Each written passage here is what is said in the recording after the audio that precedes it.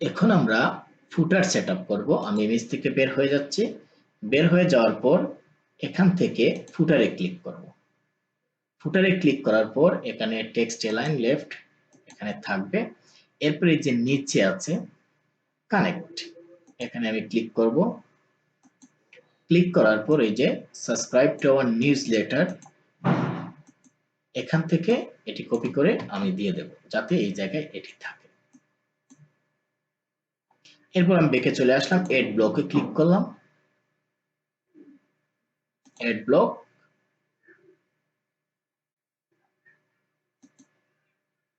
এরপর এখান থেকে আমি মেনু সিলেক্ট করব। মেনুটাকে আমি উপরে রাখতে চাচ্ছি। এরপর এক্সপ্লোরে ক্লিক করব। এটি তৈরি করা থাকতেও পারে, যদি থাকে তাহলে চেঞ্জ করবেন, আর যদি না থাকে তাহলে এভাবে এড করবেন। আমি এক্সপ্লোর থেকে এখানে অ্যাবাউট দিয়ে দিলাম। এরপর সিলেক্ট মেনু, এখান থেকে আমি ফুটার মেনু সিলেক্ট করে দেব। এরপর আমি ব্যাকে চলে যাব। যাওয়ার পর আবার এড ব্লকে ক্লিক করব। এরপর মেনুতে ক্লিক করব। এখানে দেখো একটি মেনু আছে এক্সপ্লোর কালেকশন, আমি এখানে একটি মেনু দেব। এক্সপ্লোরে ক্লিক করলাম। ক্লিক করার পর প্রথমে আমি এই টাইটেলটা চেঞ্জ করলাম। এরপর এখান থেকে একটি মেনু সেট করে দেব। আমি মেগা মেনু 1টাকে এখানে দেখাতে চাচ্ছি। সিলেক্টে ক্লিক করলাম। এখন রিফ্রেশ করব। রিফ্রেশ না, এখানে সেভ করব। এখানে এসে রিফ্রেশ করব। এখন দেখো ফুটার মেনুগুলো সেট হয়ে গেছে এটির মতো। এখন এখানে সোশ্যাল কিছু আইকন থাকবে, এগুলো চেঞ্জ করার জন্য আমাদের যেতে হবে,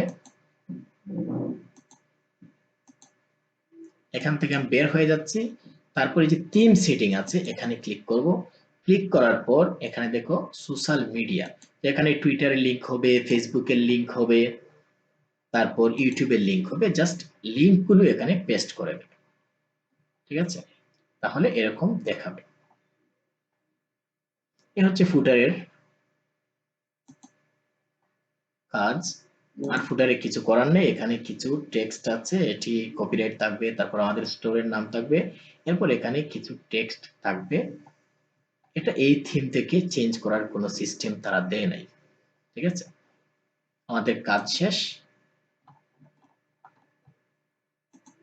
এখন আমি সম্পূর্ণ ওয়েবসাইটটি একটু দেখব। আচ্ছা, এখানে একটা কাজ বাকি রয়েছে, এই যে মোবাইল নেভিগেশন, এখানে ক্লিক করবেন। ক্লিক করার পর নেভিগেশনটি এখানে সেট করে দেবেন।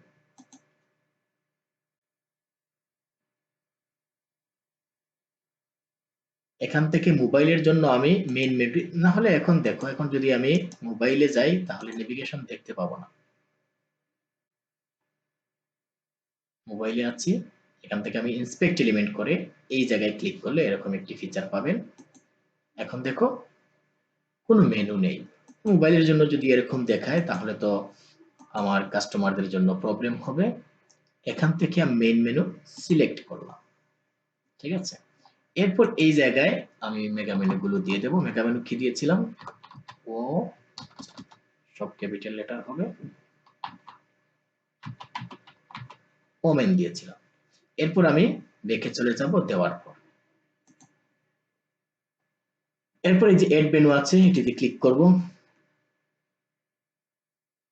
এক্সপ্লোর আছে, এক্সপ্লোরে ক্লিক করব। ক্লিক করার পর এই যে মেনুগুলো আমি দিয়েছিলাম এগুলো আবার সেট করে দেব।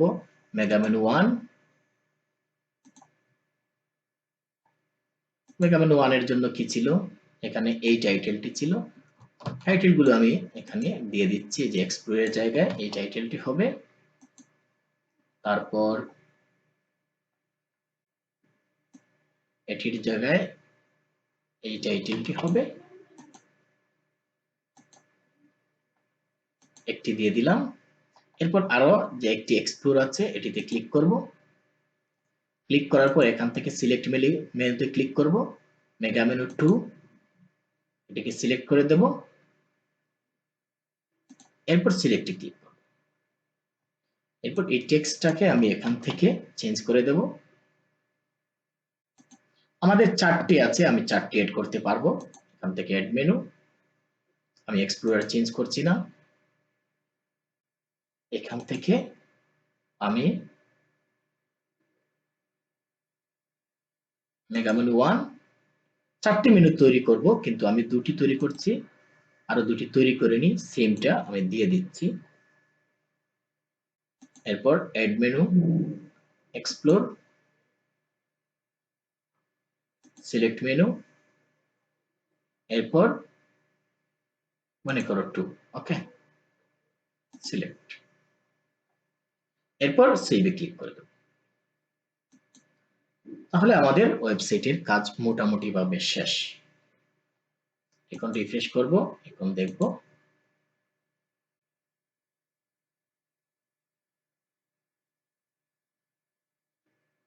এখন মোবাইলেও মেনুগুলো দেখাবে। এই যে দেখো এখানে দেখাচ্ছে, ঠিক আছে।